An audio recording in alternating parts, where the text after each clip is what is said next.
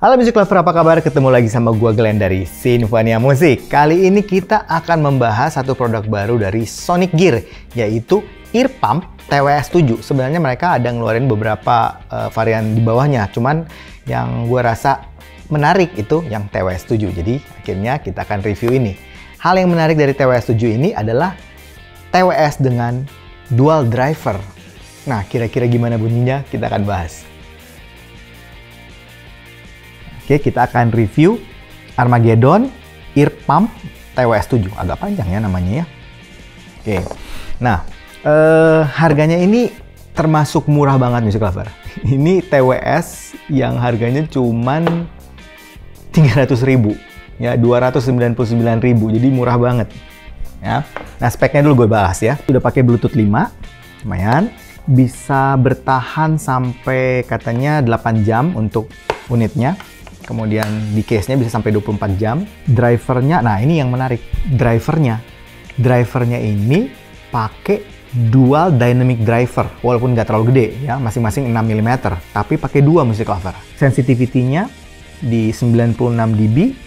Frekuensi responnya ada di 20 Hz sampai 20 kHz ya, standar banget. Impedance-nya ada di 16 ohm. Ya tadi kapasitas baterainya 50 mAh untuk di unitnya. Dan ini termasuk juga fast charging ya. Jadi dia katanya 1 jam bisa dipakai untuk 2 jam. Kodeknya SBC dan AAC dan colokannya udah pakai USB-C, ini yang gue suka. Nah, ya kurang lebih itu untuk speknya. Nah, kita akan coba bahas dari desain dan build quality-nya.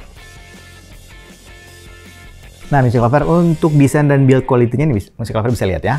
Nih, seperti ini.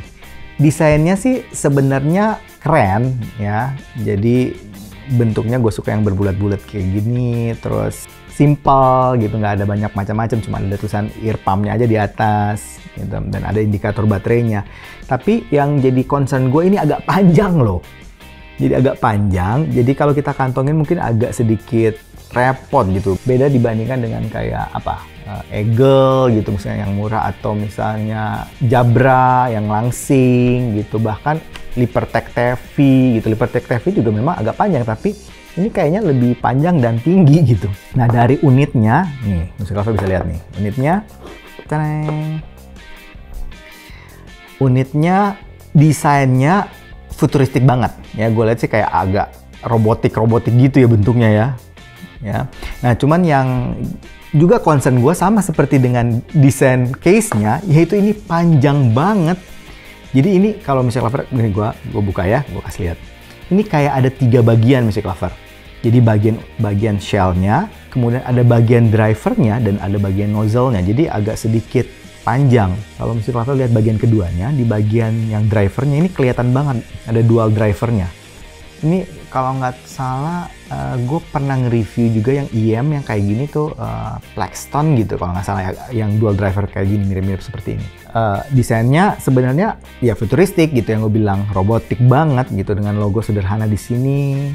Ya ini menarik, cuman memang agak panjang. Ini gue nggak tahu, gue akan coba ntar untuk fittingnya, kira-kira nyaman apa enggak ya, nanti kita akan coba. Tapi minimal dari desainnya sendiri ini unik, oke? Itu dari build quality sama desainnya gue nggak bisa ngasih nilai, karena mungkin ada yang suka futuristik akan ngerasa ini keren banget gitu, mungkin kasih nilai tinggi 8, 9 gitu. Tapi kalau yang ngerasa dari penggunaannya ini terlalu panjang atau bulky lebar dan seperti ini, mungkin juga ada yang bilang oh ini kurang gitu. Jadi gue nggak berani ngasih nilai. Jadi nanti Music Lover yang pertimbangkan sendiri poin untuk desain dan build quality-nya seperti apa. Anyway, build quality-nya ini lumayan lah. Ya, untuk build quality gue masih bilang oke lah, cukup state lah, walaupun bahannya dari plastik tapi masih oke. Nah, sekarang untuk fittingnya. Nah, fittingnya seperti ini. Buat kuping gua masuk-masuk aja sebenarnya, cuman agak sedikit apa ya, kayak nggak ada gripnya gitu Music Lover. Jadi bisa masuk dalam, tapi kalau misalnya kayak Jabra gitu, atau kayak Eagle atau Lipertech gitu, kayak masih ada gripnya gitu di kuping gue. Ini ada kayak gripnya sih sebenarnya, cuman di kuping gue agak takut gitu kalau lari jatuh gitu sebenarnya. Nah, tapi kan anyway tiap orang kan beda-beda kupingnya. Minimal di gue kayak gitu, jadi agak sedikit kayak kena panjang kali ya, jadi kurang masuk kayaknya gitu. Nah, ada bagian yang nggak nempel banget ke kuping. Ya, walaupun nozzle-nya sih semuanya masuk ke kuping gua. Gitu. Nah, masalah konektivitasnya lumayan cepat lah. Ya, jadi gua nggak ada problem dengan konektivitasnya. Untuk pertama kali pairing juga lumayan.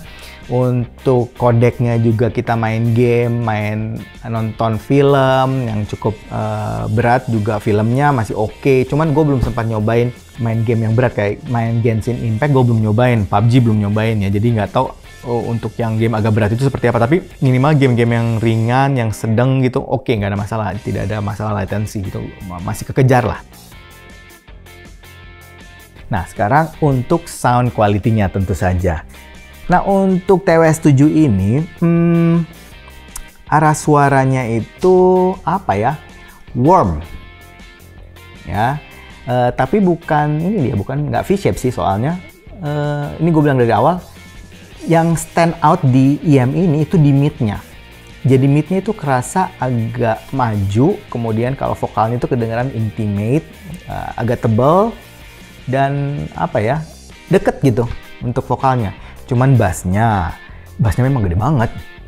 Ya, ini bassnya memang warm banget, gede gitu. Bassnya sampai nyebrang ke mid sedikit, sampai bisa agak masuk ke mid. Nah, untuk treble-nya, ya so-so lah ya, buat gua nggak terlalu cering, tapi juga nggak terlalu halus banget gitu. Jadi masih ya agak cenderung halus sih, tapi nggak sampai mendem, jadinya enggak gitu. Masih ada sedikit gua bisa dengerin untuk ya detail-detailnya, clarity-nya, airy-nya masih ada lah sedikit gitu. Oke, untuk teknisnya secara umum, ya ingat ini harganya sekitar 299 atau 300 ribu lah ya. Ya sekelas lah. Jadi gua nggak bisa bilang ini di atas kelasnya, tapi lumayan lah. Ya, semua teknisnya di rata-rata. Ya mungkin di sound stage-nya cukup, bukan yang paling presisi, bukan yang paling gede, imaging-nya juga bukan yang paling luas gitu. Kemudian detail clarity-nya juga oke. Gue bisa masih dengerin yang cukup kompleks, tapi gue bisa dengerin dengan baik gitu, masih oke lah. Kemudian separasi lumayan, cukup oke. Jadi bukan yang benar-benar bisa-bisa, tapi oke lah, masih aman. Overall ya secara teknis dia main di mungkin teknis yang rata-rata aja lah ya, bukan yang terlalu stand out tapi oke. Nah, kesimpulan akhirnya nih Music Lover. Kalau Music Lover cari budget TWS, kemudian cari yang dual driver, kemudian mungkin suka dengan desainnya yang sederhana seperti ini, agak futuristik untuk shell-nya gitu. Mungkin ini bisa jadi pertimbangan untuk Music Lover. Untuk suara, safety aja, aman-aman aja. Ya, tapi ingat selalu coba sendiri, selalu audisi, dan percaya sama kuping sendiri. Nah, itu paling penting. Ya, oke. Gue pikir hari ini itu aja. Kalau suka dengan channel ini, like, comment, share, subscribe, dan ingat juga untuk nyalakan loncengnya. Sampai ketemu lagi. Dadah. TWS 7. TWS atau TW7 kan? TWS 7 benar. Ya, lagi.